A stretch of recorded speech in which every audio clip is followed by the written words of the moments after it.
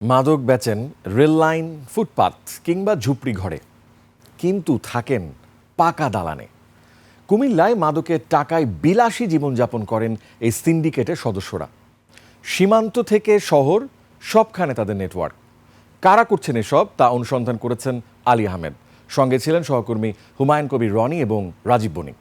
72 ঘন্টা moisture lock সমৃদ্ধ lily body wash শিয়া বাটারের goodness skin repair করে রাখে সফট ও গ্লোয়িং।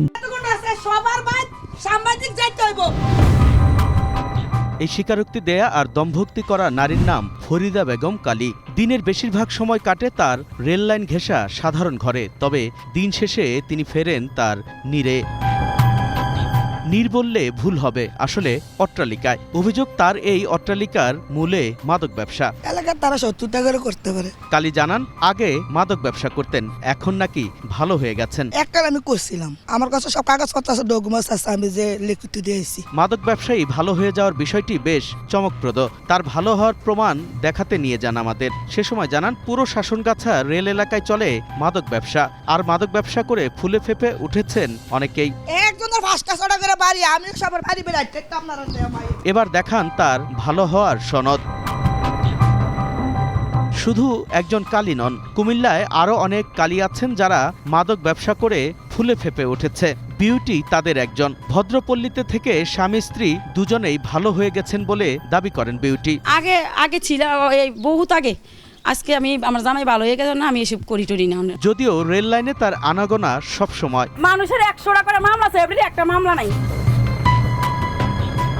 এবার 21-এর টিমকে ম্যানেজের চেষ্টা।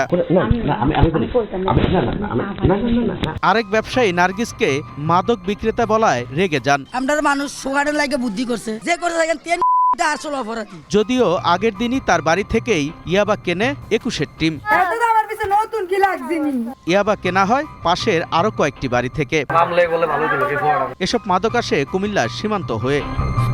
এদিকে সবকিছু নিরাপদ পাবে না, যেহেতু বিজেপি লাইন দিতে চায় তোমার দেখো। কমিউনিকেশনটা কি? কমিউনিকেশন ফোনের মাধ্যমে যোগাযোগ করে, তার কাটা বের হয়ে গেছে তো ফোনের মাধ্যমে যোগাযোগ করে কাজ করে। 2-3 কোটি টাকার ইয়াবা আমদানি নামে এই 3-4 জন লোকে টাকা কারটা করে। সীমান্তে মাদক কারবারের পাশাপাশি আছে মাদক সেবনের স্পট।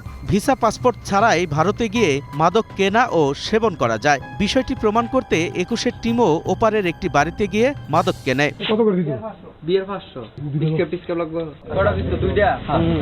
সীমান্ত থেকে শহর কুমিল্লার সবখানে মাদকের বিস্তার থাকলেও অ্যাকশন কম, এতে বাড়ছে বিস্তার। মাদকের সাথে ইনভলভমেন্ট আছে তাদের, দেখতেছে they are becoming the rich person.